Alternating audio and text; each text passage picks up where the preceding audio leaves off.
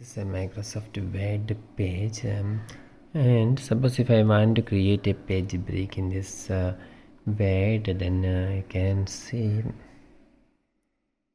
your keyboard. This is the Control key, and this is the Enter key.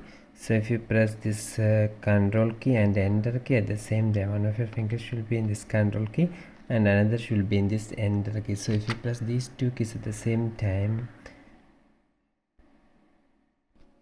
so you can see the result here. You can see that after pressing like this, the page is you can see that a page break comes here. So if you repeat this, that is pressing this Control key and Enter key, these two keys at the same time, you can see that the page break have been repeated. So this keyboard shortcut helps you. For more videos like this, you can subscribe. Thank you.